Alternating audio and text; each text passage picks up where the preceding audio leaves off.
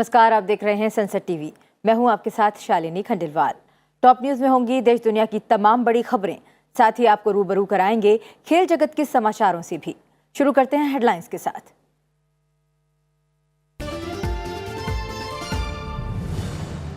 कांग्रेस अध्यक्ष पद के लिए मतदान आज, खड़गे और थरूर में सीधी टक्कर। 24 साल बाद कांग्रेस को मिलेगा गांधी परिवार से बाहर का अध्यक्ष।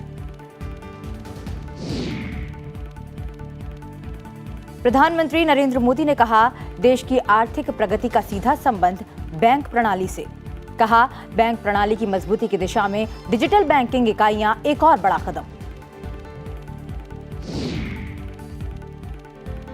हिंदी में एमबीबीएस की पढ़ाई कराने वाला देश का पहला राज्य बना मध्य प्रदेश। गृह मंत्री अमित शाह की उपस्थिति में हुई पहल।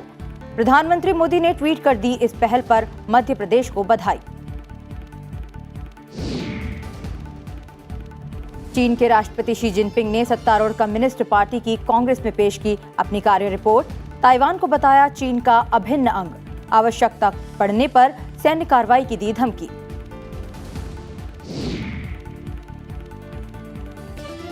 T20 विश्व कप के पहले मैच में उलटफेर। नामीबिया ने श्रीलंका को 55 रनों से हराया। आज वेस्ट इंडीज, स्कॉटलैंड, जिम्बाब्वे और आयरलैंड होंगे आमने सामने।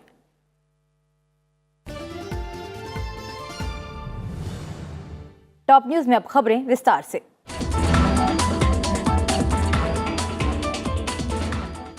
कांग्रेस का नया अध्यक्ष चुनने के लिए देश भर के 9,000 से अधिक प्रतिनिधि आज मतदान करेंगे। मतगणना बुधवार को होगी। गांधी परिवार के करीबी मल्लिकार्जुन खड़गे और शशि थरूर के बीच सीधा मुकाबला है। चुनाव प्रचार के दौरान शशि थरूर कई बार चुनाव में समान अवसर नहीं दिए जाने की शिकायत कर चुके हैं।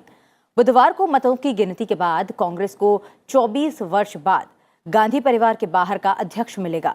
दिल्ली स्थित पार्टी मुख्यालय समेत पूरे देश में 65 से अधिक मतदान केंद्र बनाए गए हैं।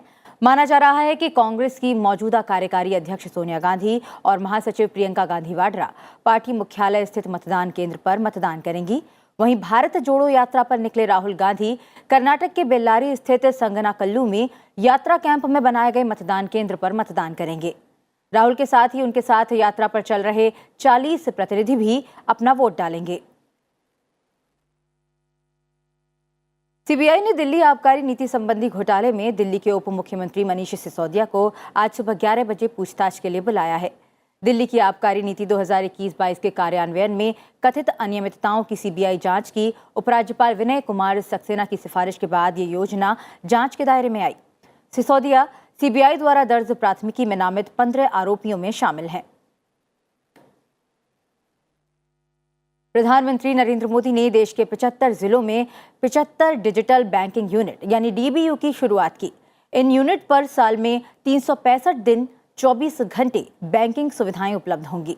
इस अवसर पर प्रधानमंत्री ने कहा कि भारत के सामान्य मानव के जीवन को आसान बनाने के लिए जो अभियान चल रहा है, डिजिटल बैंकिंग इकाइयां उस दिशा में एक और बड़ा कदम है। ये एक ऐसी विशेष बैंकिंग व्यवस्था है जो कम से कम इंफ्रास्ट्रक्चर में अधिक से अधिक सेवा देने का काम करेगा।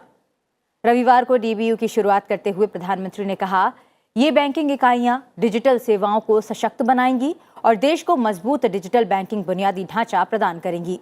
उन्होंने कहा कि सरकार ने बैंकिंग सेवाओं को सर्वोच्च प्राथमिकता दी है और सुनिश्चित किया है कि ये अंतिम पायदान पर खड़े व्यक्ति तक पहुंचे।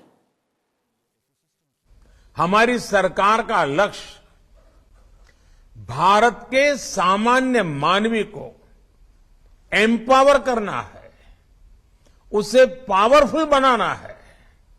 इसलिए हमने समाज के अंतिम पायदान पर खड़े व्यक्ति को ध्यान में रखकर नीतियां बनाई और पूरी सरकार उसकी सुविधा और प्रगति के रास्ते पर चली। हमने 2 चीजों पर एक साथ काम किया। पहला, बैंकिंग व्यवस्था को सुधारना, उसे मजबूत करना, उसमें पारदर्शिता लाना, और दूसरा, वित्तीय समावेश किया, फाइनेंशियल इंक्लूजन किया। प्रधानमंत्री आज नई दिल्ली के भारतीय कृषि अनुसंधान संस्थान में पीएम किसान सम्मान सम्मेलन 2022 का उद्घाटन करेंगे और पीएम किसान सम्मान निधि के तहत 16,000 करोड़ रुपए की राशि जारी करेंगे। सम्मेलन में देश भर से 13,000 से अधिक किसान और तकरीबन 1,500 कृषि स्टार्टअप हिस्सा लेंगे। इस सम्मेलन में विभिन्न संस्थाओं से जुड़े 1 करोड़ से अधिक किसानों के ऑनलाइन जुड़ने की उम्मीद है। शोधकर्ता, नीति निर्माता और अन्य पक्षधारक भी सम्मेलन में शामिल होंगे। प्रधानमंत्री डायरेक्ट बेनिफिट ट्रांसफर के जरिए प्रधानमंत्री किसान सम्मान निधि की 12वीं किस्त के रूप में 16,000 करोड़ रुपए की राशि जारी करेंगे। इस योजना के अंतर्गत पात्र किसान परिवार को प्रतिवर्ष 6,000 रुपए की राशि 2,000 रुपए की 3 समान किस्तों में दी जाती है। प्रधानमंत्री नरेंद्र मोदी आज गुजरात में प्रधानमंत्री जन आरोग्य योजना मुख्यमंत्री अमृतम आयुष्मान कार्ड वितरण की शुरुआत भी करेंगे। इस योजना के अंतर्गत समूचे गुजरात में सभी लाभार्थियों को उनके आवास पर 50 लाख आयुष्मान कार्ड वितरित किए जाएंगे। प्रधानमंत्री ने गुजरात के तत्कालीन मुख्यमंत्री के रूप में 2012 में गरीबों को बीमारी के उपचार पर भारी खर्च से बचाने के लिए मुख्यमंत्री अमृतम योजना शुरू की थी।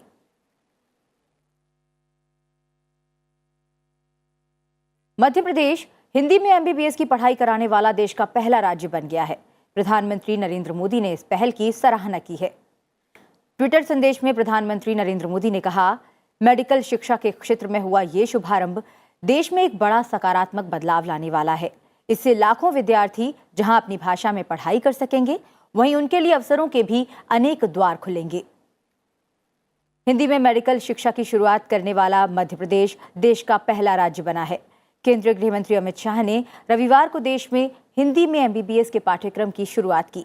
इस अवसर पर उन्होंने हिंदी में चिकित्सा शिक्षा प्रदान करने के लिए मध्य प्रदेश सरकार की महत्वाकांक्षी परियोजना के तहत एमबीबीएस प्रथम वर्ष की 3 हिंदी पुस्तकों का विमोचन भी किया। आज ये नई शुरुआत हो रही है, इसको मैं स्वागत करता हूं और राजभाषा का विभाग भी गृह विभाग के अंतर्गत आता है। मैं शिवराज जी को बहुत बहुत बधाई, सारंग जी को बहुत बहुत साधुवाद देना चाहता हूं कि आपने ये शुरुआत की है और मोदी जी ने जो नई शिक्षा नीति लेकर आए हैं, हमारी भाषाओं के गौरव को प्रस्थापित करने के लिए और हमारी भाषा में ही टेक्निकल, मेडिकल और कानून की पढ़ाई हो, इस प्रकार की व्यवस्था पूरे देश में खड़ी करने का जो संकल्प उन्होंने लिया है, मुझे विश्वास है कि पूरे देश में इससे एक बार क्षमता की क्रांति आने वाली है। भारत की शांति और सद्भावना को हानि पहुंचाने का प्रयास करने वालों को करारा जवाब दिया जाएगा। रक्षा मंत्री राजनाथ सिंह ने ये बात मारुति वीर जवान ट्रस्ट कार्यक्रम के दौरान कही। रक्षा मंत्री राजनाथ सिंह ने कहा कि सीमाओं पर कड़ी नजर रखी जा रही है और देश सभी चुनौतियों से निपटने के लिए तैयार है। रक्षा मंत्री ने समारोह को ऑनलाइन संबोधित करते हुए कहा कि देश की सुरक्षा के लिए सशस्त्र बलों को स्वदेश में निर्मित अत्याधुनिक हथियार और उपकरण उपलब्ध कराना सरकार की शीर्ष प्राथमिकता है। जल हो, थल हो या नभ हो, हमारी फोर्सेस आज सीमा सुरक्षा में ऐसे वेपन्स और इक्विपमेंट के साथ तैनात हैं जो पहले कभी हमारे पास नहीं थे। आए दिन हमारे नेवी और इंडियन कोस्ट गार्ड नए नए जहाजों की कमीशनिंग कर रहे हैं। जहाजों को वर्ल्ड लेवल के सिस्टम और इक्विपमेंट से लैस किया जा रहा है। हमारी आर्मी को नए नए और विश्वस्तरीय गन्स, इक्विपमेंट्स, सिस्टम से लैस किया जा रहा है। रक्षा मंत्री ने नागरिकों से बाधाओं को पार करते हुए राष्ट्र के निर्माण में योगदान देने और राष्ट्रीय गौरव और देशभक्ति से ओतप्रोत होने का अनुरोध किया। उन्होंने कहा कि सशस्त्र सुरक्षा बलों के जवान क्षेत्र, पंथ, जाति और भाषा की बाधाओं से ऊपर उठकर मातृभूमि की निस्वार्थ सेवा करते हैं और कई तरह के खतरों से नागरिकों की रक्षा करते हैं। अंतर्राष्ट्रीय सौर गठबंधन का 5वां सम्मेलन आज नई दिल्ली में होगा। सम्मेलन में 109 देशों के प्रतिनिधि सौर ऊर्जा के संवर्धन से कम कार्बन उत्सर्जन वाली अर्थव्यवस्था बनाने की दिशा में अपने अनुभवों को साझा करेंगे। सम्मेलन में एक प्रमुख विषय उन देशों के सौर ऊर्जा के लिए निवेश जुटाना है जहां फिलहाल इस ओर ध्यान नहीं दिया जा रहा है। इसके अलावा सौर परियोजनाओं में जोखिम से निपटने के लिए भुगतान गारंटी प्रणाली का सृजन करना भी एक विषय होगा।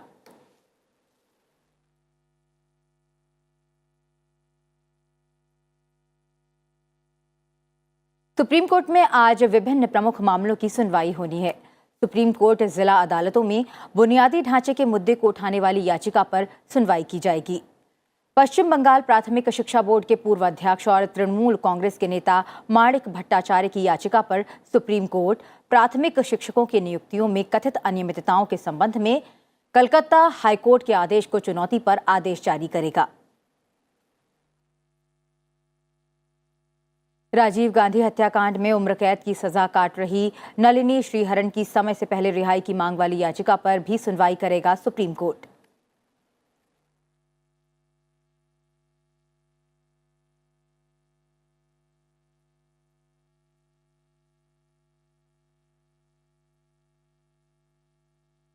तिरुवनंतपुरम अंतर्राष्ट्रीय हवाई अड्डे के निजीकरण के खिलाफ याचिका पर सुनवाई आज होगी।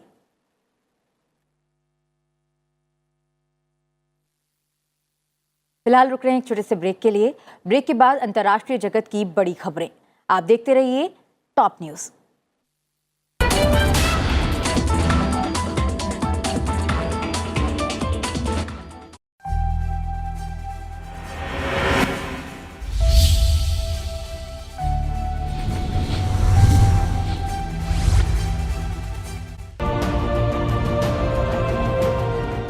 स्त्री कभी हारती नहीं है, उसे हराया जाता है। समाज क्या कहेगा यह बोलकर उसे बचपन से डराया जाता है। पर अब समय बदल गया है, औरत उठाएगी अपनी वॉइस। यहाँ अपना आसमां में इस बार का मुद्दा मेरी मर्जी, माय बॉडी माय चॉइस। देखना ना भूलिए अपना आसमां, सोमवार शाम 6 बजे संसद टीवी पर।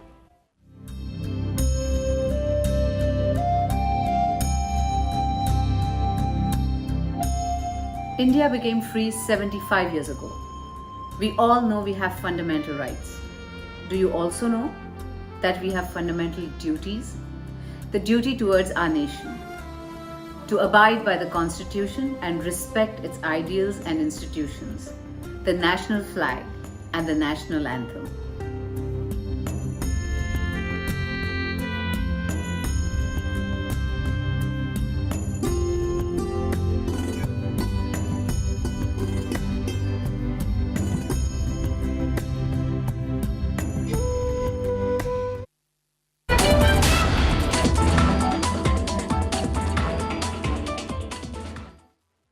टॉप न्यूज में आप कुछ बड़ी खबरों पर फटाफट डाल लेते हैं नजर।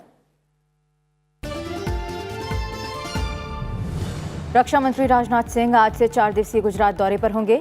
रक्षा मंत्री गांधीनगर में एशिया की अब तक की सबसे बड़ी एरोस्पेस और रक्षा प्रदर्शनी डेफ एक्सपो 2022 और भारत अफ्रीकी रक्षा वार्ता सहित कई अन्य कार्यक्रमों में भाग लेंगे।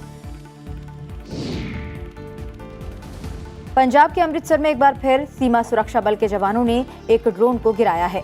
बीएसएफ ने ये ऑक्टाकॉप्टर रानिया सीमा निगरानी चौकी क्षेत्र में मार गिराया है। इस सीमा पर पिछले 3 दिनों में इस तरह की ये दूसरी घटना है। 12 किलो वजनी पाकिस्तानी ड्रोन से हेरोइन के 2 पैकेट भी बरामद हुए हैं।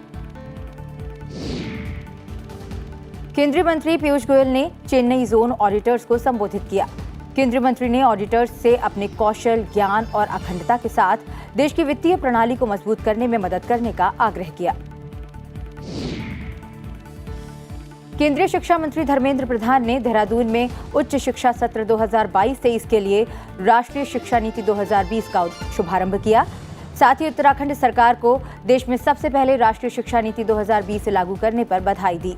उन्होंने कहा कि किसी देश और समाज का विकास बेहतर शिक्षा से ही संभव है। तमिलनाडु विधानसभा का शीतकालीन सत्र आज से शुरू हो रहा है। पूर्व अध्यक्ष सेदापति आर मुथैया सदन के पूर्व सदस्यों को श्रद्धांजलि देने के बाद पहले दिन सदन की कार्यवाही को स्थगित कर देंगे। सदन में उन सदस्यों को भी श्रद्धांजलि दी जाएगी जिनका हाल ही में निधन हुआ है। चालू वित्त वर्ष के लिए अनुपूरक अनुमान 18 अक्टूबर को पेश किया जाएगा। भुवनेश्वर में 30 नवंबर से 4 दिसंबर तक आयोजित होने जा रहे मेक इन ओडिशा कॉन्क्लेव के तीसरे संस्करण के लिए आज से हैदराबाद में ओडिशा इन्वेस्टर्स मीट कार्यक्रम आयोजित किया जा रहा है। फिक्की के सहयोग से होने वाली इस इन्वेस्टर्स मीटिंग में मुख्यमंत्री नवीन पटनायक हिस्सा लेंगे। दिल्ली डाक सर्कल ने दिवाली, क्रिसमस और नए साल के अवसर पर डाक पत्रों के लिए विशेष प्रबंध किए हैं। भारतीय जनता पार्टी ने त्रिपुरा के आगामी विधानसभा चुनावों के लिए उत्तर प्रदेश विधान परिषद के सदस्य डॉक्टर महेंद्र सिंह को पार्टी का चुनाव प्रभारी और राज्यसभा सांसद समीर ओरांव को सह प्रभारी नियुक्त किया है। पार्टी अध्यक्ष जगत प्रकाश नड्डा ने उनकी नियुक्ति को मंजूरी दी। राज्य में अगले वर्ष चुनाव होने हैं। रेल मंत्री अश्विनी वैष्णव ने ओडिशा के भुवनेश्वर रेलवे स्टेशन में भारत के पहले एल्यूमीनियम फ्रेट रेक का उद्घाटन किया। स्वदेशी रूप से निर्मित रेक ईंधन की कम खपत के कारण कार्बन फुटप्रिंट को कम करेगा। एक एकल रेक अपने जीवन काल में 14,500 टन कार्बन डाइऑक्साइड उत्सर्जन को कम कर सकता है। 19 वर्षीय भारतीय ग्रैंड मास्टर अर्जुन एरिगेसी ने 5 बार के विश्व शतरंज चैंपियन मैग्नस कार्लसन को एम-चेस रैपिड ऑनलाइन शतरंज टूर्नामेंट के शुरुआती दौर में हरा दिया। नॉर्वे के कार्लसन पर एरिगेसी की ये पहली जीत है। वो आउट राउंड के बाद 5वें स्थान पर हैं।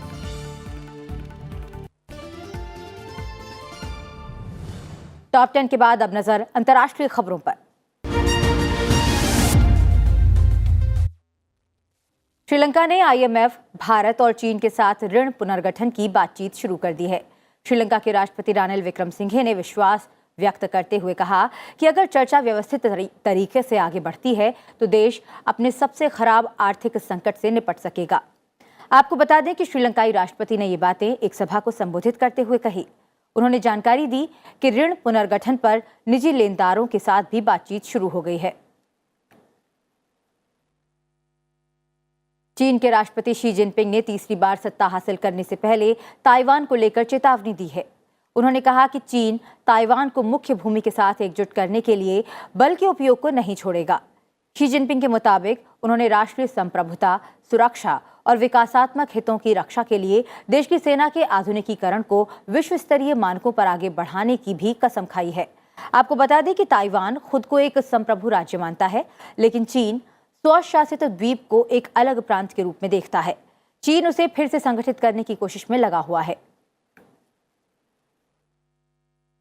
पाकिस्तान में हुए उपचुनाव के नतीजे सामने आने लगे हैं। इमरान खान की पार्टी पाकिस्तान तहरीक-ए-इंसाफ ने क्लीन स्वीप की तरफ आगे बढ़ रही है। खुद इमरान खान 7 सीटों पर चुनाव लड़ रहे थे और वे 5 पर आगे चल रहे हैं। इसके अलावा पार्टी एक प्रांतीय विधानसभा सीट भी अपने कब्जे में ले चुकी है। इमरान खान की पार्टी का ये प्रदर्शन इसलिए मायने रखता है क्योंकि पाकिस्तान में जल्द ही आम चुनाव होने वाले हैं। उन चुनावों से पहले इसे सेमीफाइनल की तरह देखा जा रहा था। आपको बता दें कि इन उपचुनाव में 8 नेशनल असेंबली सीटों और 3 प्रांतीय विधानसभा सीटों पर चुनाव हुआ था। जाहिर है कि अभी तक जो नतीजे सामने आए हैं वो इमरान खान के लिए बड़ी राहत लेकर आए हैं। अमेरिकी राष्ट्रीय सुरक्षा सलाहकार जेक सुलिवन ने जो बाइडेन और सऊदी क्राउन प्रिंस की मुलाकात की खबरों का खंडन किया है। उन्होंने कहा कि नवंबर में होने वाले G20 शिखर सम्मेलन में सऊदी क्राउन प्रिंस मोहम्मद बिन सलमान के साथ मिलने की कोई योजना नहीं है। आपको बता दें कि तेल उत्पादन में कटौती के लिए रियाद के समर्थन से पहले से ही तूफानी यूएस सऊदी संबंध और अधिक तनावपूर्ण बन गए हैं। इससे पहले ओपेक ने पिछले हफ्ते इस बात के संकेत दिए थे कि नवंबर से वैश्विक उत्पादन में प्रतिदिन 2 मिलियन बैरल तक की कमी आएगी। ओपेक समूह द्वारा इस कदम के बाद से बाजार में एक बार फिर तेल की कीमतों में बढ़ोतरी की आशंका जताई जा रही है। थाईलैंड की मशहूर पर्यटन नगरी फुकेट 100 मिलीमीटर से ज्यादा बारिश के बाद 30 साल की सबसे भीषण बाढ़ से जूझ रही है। शहर के अधिकतर इलाकों में 5 फुट तक पानी भर जाने से 1.5 लाख से ज्यादा लोगों को घर छोड़कर सुरक्षित स्थानों की तरफ जाना पड़ रहा है। थाईलैंड के राष्ट्रीय जल आयोग के मुताबिक देश के 24 बांधों में पानी खतरे के निशान तक जा चुका है। थाईलैंड के 34 प्रांत इस समय बाढ़ के कहर से जूझ रहे हैं। ईरान में महसा अमीनी की हत्या के बाद शुरू हुआ विरोध बढ़ता जा रहा है। करीब 1 महीने से जारी प्रदर्शन को रोकने के लिए सरकार ने अपनी पूरी ताकत झोंक दी है। सख्ती के बावजूद भारी तादाद में लोग सड़कों पर उतर रहे हैं। देश भर में इंटरनेट बंद किए जाने के बाद भी हजारों लोग सड़कों पर उतरकर सरकार और धार्मिक नेताओं के खिलाफ जमकर नारेबाजी कर रहे हैं। तेहरान की एविन जेल में महशा अमीनी के समर्थन में कैदी सुरक्षा कर्मियों से भिड़ गए। इसमें 4 बंदियों की मौत हो गई और 61 घायल हो गए। प्रदर्शन की अगुवाई कॉलेज छात्राएं कर रही हैं। तेहरान के शरीयती टेक्निकल एंड वोकेशनल कॉलेज की छात्राओं का वीडियो खूब चर्चा में रहा, जिसमें छात्राएं बिना हिजाब के मुल्लाओं के खिलाफ नारेबाजी कर रही थीं। अंतर्राष्ट्रीय खबरों के बाद अब एक नजर डालते हैं आर्थिक जगत की बड़ी खबरों पर।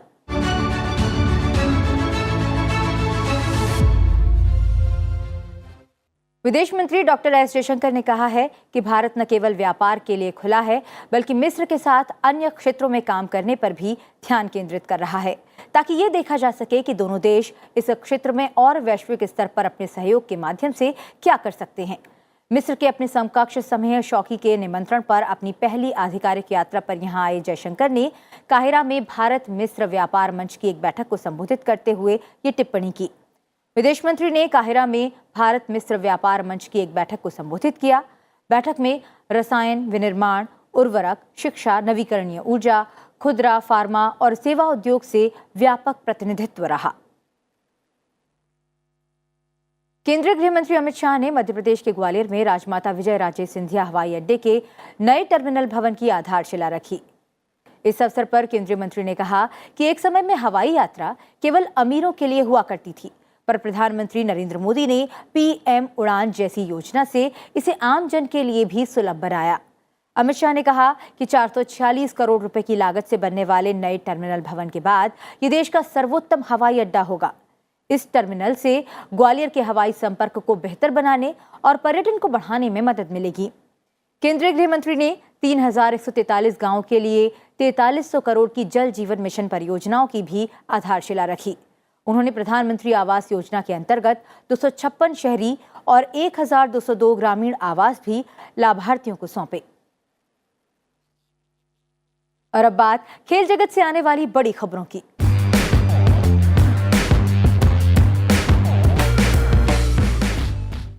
आईसीसी T20 वर्ल्ड कप 2022 की शुरुआत हो चुकी है। रविवार को 2 मुकाबले खेले गए। नामीबिया और श्रीलंका के बीच हुए पहले मुकाबले में नामीबिया की टीम ने श्रीलंका को 55 रन से मात दे दी। नामीबिया ने पहले बल्लेबाजी करते हुए 20 ओवर में 163 रन बनाए। टीम की तरफ से फ्राइलिंग ने 28 गेंदों पर 4 चौकों के साथ 44 और स्मिथ ने 16 गेंदों पर 2 चौकों और 2 छक्कों की मदद से 31 रन बनाए। वहीं लक्ष्य का पीछा करने उतरी श्रीलंका की टीम 108 रन पर ऑल आउट हो गई। वहीं विश्व कप का दूसरा मुकाबला नीदरलैंड और यूएई के बीच खेला गया। इस मुकाबले को नीदरलैंड की टीम ने 3 विकेट से अपने नाम कर लिया। यूएई की टीम ने पहले बल्लेबाजी करते हुए 8 विकेट खोकर 111 रन बनाए, जिसके जवाब में उतरी नीदरलैंड की टीम ने लक्ष्य 19.5 ओवर में हासिल कर लिया। वर्ल्ड कप 2022 के दूसरे दिन यानी कि आज 2 मुकाबले खेले जाएंगे। पहला मुकाबला वेस्ट इंडीज वर्सेस स्कॉटलैंड के बीच होगा। दोनों टीमों के बीच ये मुकाबला हॉबर्ट में भारतीय समय के अनुसार सुबह 9:30 बजे यानी कि अब से थोड़ी देर में शुरू होगा। वहीं दूसरा मुकाबला जिम्बाब्वे वर्सेस आयरलैंड के बीच होगा। दोनों टीमों के बीच ये मुकाबला भारतीय समय के अनुसार दोपहर 1:30 बजे से हॉबर्ट के मैदान में ही शुरू होगा। विश्व कप में भारतीय टीम अपने अभियान की शुरुआत 23 अक्टूबर को करेगी।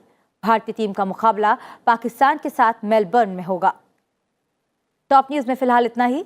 चलते चलते आपको छोड़ जाते हैं आज के दिन यानी कि 17 अक्टूबर के इतिहास के साथ। आप देखते रहिए संसद टीवी। नमस्कार।